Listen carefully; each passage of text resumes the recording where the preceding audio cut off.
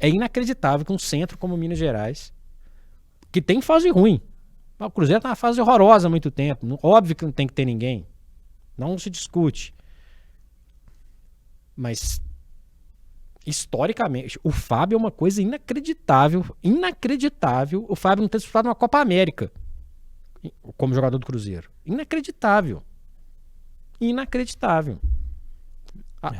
Hoje dá pra discutir que é difícil discutir que Alisson e Ederson são dois dos goleiros mais importantes do mundo. Beleza. Em 2014 o Júlio César foi titular da seleção brasileira jogando no Canadá.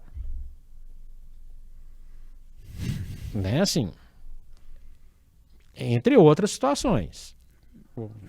Essa pra mim é que vem mais na memória. Não é possível. Perde-se tanto timing que hoje a gente tem o Botafogo em má fase, o Lucas Perry convocado, o Fluminense campeão da Libertadores e o Fábio já tem 42. Então, 43. 43. Tem mais um ano aí nessa história. Como é que você vai contar? Como é que você vai convocar? Então, parece que deixa o tempo passar, mas eu acho que a tendência, pelo menos nesse próximo ano, é da gente ver um pouco mais de dedo do Fernando Diniz nessa história, né? De um conhecedor, pelo menos é a nossa expectativa, né? Espero. Lembrando que historicamente, isso não é um recorte de hoje, é um recorte histórico.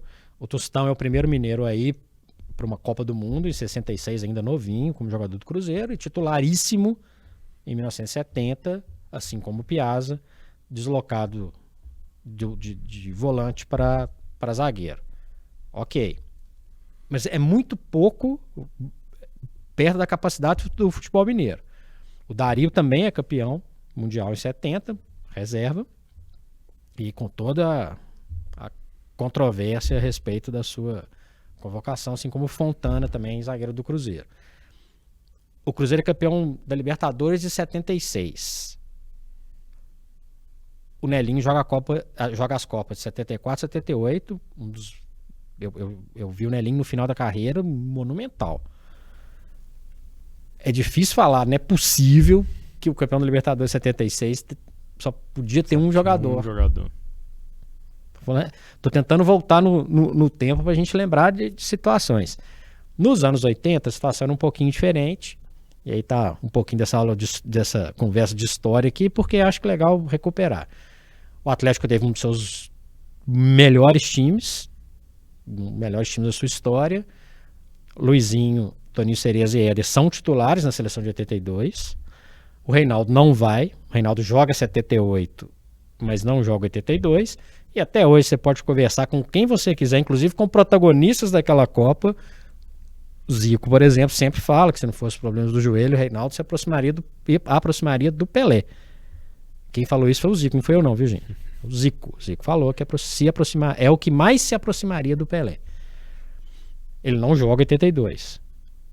E por que eu estou dando esse recorte? Para a gente perceber que não só é uma situação que já vem de algum tempo, como gradativamente começou a diminuir. Em 86 vão Elzo, titular, e Edivaldo, do Atlético, ambos jogando pelo Atlético, Edivaldo reserva.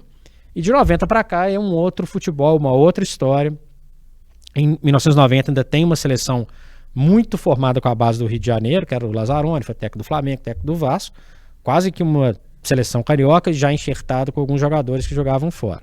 Aí de 94, de 90 para cá, como eu falei, já é muito pouco representativo o futebol mineiro ou de jogadores que defenderam times mineiros jogarem Copas do Mundo. Ronaldo, 94, não jogou. Reserva, né? O Tafarel vem para o Atlético em 95 e vai para a Copa em 98 como titular, mas é uma relação um pouco diferente. Já estava construída também. Né? Ele não construiu aqui a trajetória dele. E o Dida vai de reserva, né? O Dida já é titular em 2006, ou seja, ele passa 3 Copas para ele conseguir ir. Campeão da Libertadores pelo Cruzeiro. Aí já como um jogador estabelecido de futebol europeu. Outra história. Casos hiper pontuais. O Edilson era jogador do Cruzeiro em 2002, mas não era jogador do Cruzeiro, vamos dizer assim. E tem o fator Gilberto Silva, que para mim é um marco do convocados por times mineiros, que simplesmente, né, muda a história ali dele com a convocação, aproveita a chance e vai. E aí, parabéns pro Filipão, que conseguiu enxergar o que eu espero que hoje consigam enxergar, e acho que quem tem a chance de fazer isso é o Fernando Diniz, porque o Filipão leva o Kaká, mas ele leva o Kleberson, um jogador do Atlético Paranaense, e leva também o Gilberto Silva, entre outros jogadores que rodavam por aqui, tipo o Anderson Polga, que era o jogador do Grêmio, que aí vai muito da tradição gaúcha do Filipão. Talvez não fosse lembrado. E aí, Pedro, é muito isolado. Aí são esses casos da Copa de 2014, é isolado. E não estamos falando de bairrismo, e muito menos estamos falando de futebol que não é representativo. É muito representativo. Futebol vencedor.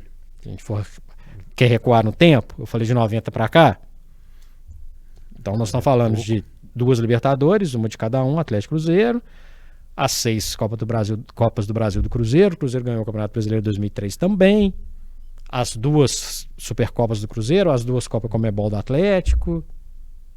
Será que nesse período todo, eu dei o recorte de Copa do Mundo, mas vale para outras situações, eram muito isolados. O Guilherme teve a melhor fase da vida dele em 99. Ele foi ser chamado lá em 2001, na Copa América, com o Filipão, fracassado. Vale para o Marques e vale para um monte de jogadores. Nós estamos em 2023, mas dá para a gente bater o martelo aqui no Rotas da Bola que o olhar ainda é fechado? Totalmente. Concordo plenamente, acho que a tendência é continuar assim. É difícil se abrir, mas continuo alimentando essa esperança, essa expectativa por se tratar do Fernando Diniz. E não é nem pela pessoa Fernando Diniz que eu não conheço, é pelo Fernando Diniz que está no dia a dia do futebol brasileiro, que está no dia a dia dos clubes brasileiros, que tem essa abertura, esse contato e trabalha diretamente com o Campeonato Brasileiro, com o produto do Campeonato Brasileiro. E a gente vai se lembrar, né, de vários jogadores que volta a bater nessa tecla, acabaram perdendo aí o timing de serem convocados para a seleção enquanto jogadores do futebol brasileiro. Acho que em 2010 tem o Gilberto, né? Gilberto, do jogador Cruzeiro. Do Cruzeiro convocado para ser reserva. Nem joga e já tinha também um passado de futebol europeu antes. E aí, gostou da discussão? Continue assistindo Rotas da Bola aqui no canal de O Tempo e a gente vai falar muito mais sobre os mineiros convocados para a seleção brasileira e sobre a seleção na data FIFA de novembro. Se inscreva no canal de O Tempo e acompanhe o Rotas da Bola. Até mais!